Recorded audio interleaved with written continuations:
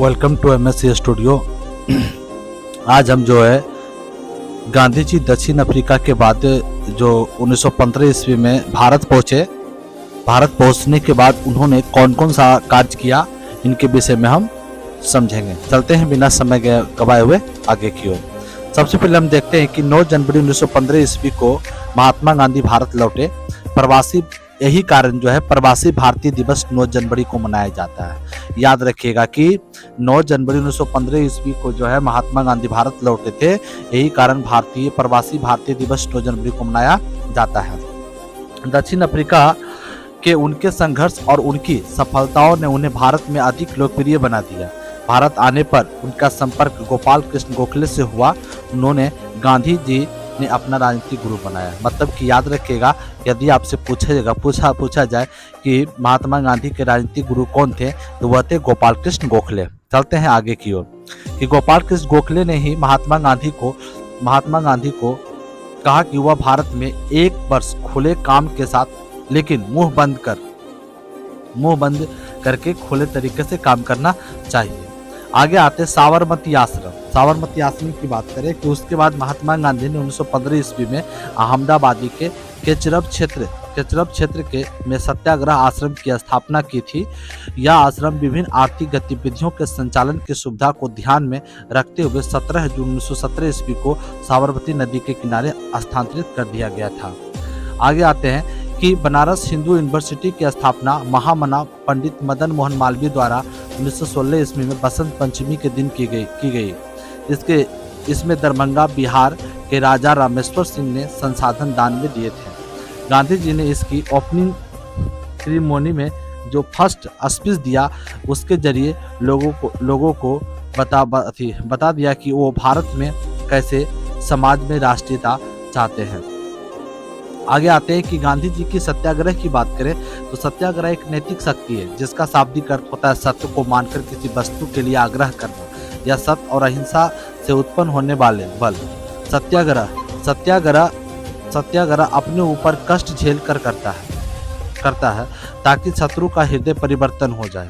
गांधी जी की सत्याग्रह रणनीति में उपवास को गांधी जी ने मोस्ट इफेक्टिव अस्त्र मानते थे और इसे अग्निबाण भी कहा। हड़ताल को सबसे लास्ट प्लेस दिया गया। सबसे लास्ट, जब अंग्रेज नहीं मानते हैं। आगे की ओर चलते हैं। आगे हम बात करते हैं गांधी जी की सत्याग्रह आंदोलन। सबसे पहले वह चंपारण सत्याग्रह आंदोलन बिहार में किया। किसानों का आंदोलन था। 10 अप्रैल 1917 ईस्वी को शुरू किया था। दूसरा सत्याग्रह आंदोलन था अहमदाबाद, जो गुजरात में स्थित है। यह मिल हड़ताल सत्याग्रह आंदोलन था। यह हुआ था 15 मार्च 1918 ईस्वी को। आगे आते हैं, तीसरी की बात करें तो खेरा गुजरात में हुआ था। खेरा सत्याग्रह आंदोलन जो गुजरात में स्थित है, इसे किसान आंदोलन था। यह शुरू हुआ था 22 मार्च 1918 ईस्वी को। और चौथा है वो सहयोग आंदोलन, यह हुआ था 1920-1922 ईस्वी को। आइए आगे हम पढ़ते हैं। सबसे पहले हम पढ़ते हैं कि चंपारण सत्याग्रह आंदोलन जो बिहार में हुआ था।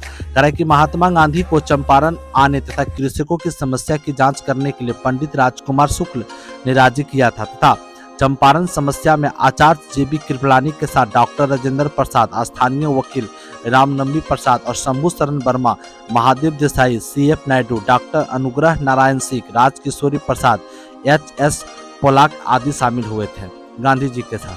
आगे आते हैं, NG रंगा ने महात्मा गांधी के चंपारण सत्याग्रह का विरोध किया।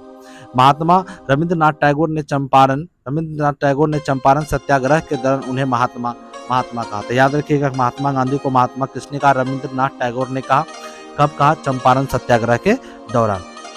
आगे आते हैं, 19वीं सदी के शुरू में चंपारण के किसानों ने कॉन्ट्रैक्ट साइन करा लिया था कि उन्हें अपनी जमीन के 3/20 में भूभाग पर नील की खेती करना अनिवार्य है, जिसे 3 कठिया पद्धति भी के नाम से जाना जाता है। आगे आते, किसानों की मजदूरी का फायदा उठाकर उन्हें अनुबंध से मुक्त करने के लिए लगान एवं अन्य गैर कानूनी करों की दर मनमाने ढंग से बढ़ा दी। किसानों के इसी उत्पीड़न के विरोध में गांधी जी ने चंपारण सत्याग्रह शुरू किया था। आगे आते हैं कि किसानों की मजबूरी का फायदा उठाकर उन्हें अनुबंध से मुक्त करने के लिए लगान एवं अन्य गैर कानूनी करों की दर मनमाने ढंग से बढ़ा दिया। किसानों के इसी उत्पीड़न के विरोध में गांधी जी ने चंपारण सत्याग्रह आरंभ किया। मामले की जांच के लिए सरकार ने एक कमेटी गठित किया, जिसे गांधी जी को भी सदस्य बनाया गया। आगे आते हैं। कराई की चंपारण कृषि जांच समिति के अध्यक्ष FG सलाई थे। इसके सदस्य थे अदामी अलसी राजा हरि प्रसाद नारायण सिंह जेरना थे। MEL टेंडर सचिव थे। बगान मालिक अवैध वसूली का 25% आपसी करने पर राजी हो गए। इसी प्रकार गांधी जी द्वारा चलाया गया पहला सत्याग्रह सफल हो गया।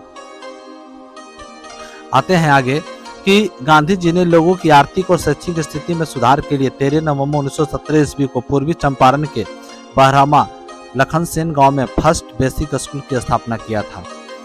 और यहाँ पर दूसरा आंदोलन की बात करें हम, तो दूसरा आंदोलन है हमारा अहमदाबाद गुजरात में जो हुआ था। इसको हम अगले वीडियो में डालेंगे। आप लोग वीडियो को लाइक करें, शेयर करें, सब्सक्राइब करें, साथ में बेल घंटे को भी दबा दें ताकि जब भी कोई वीडियो अपलोड करूं तो आपके पास नोटिफिकेशन जा सके। जय हिंद।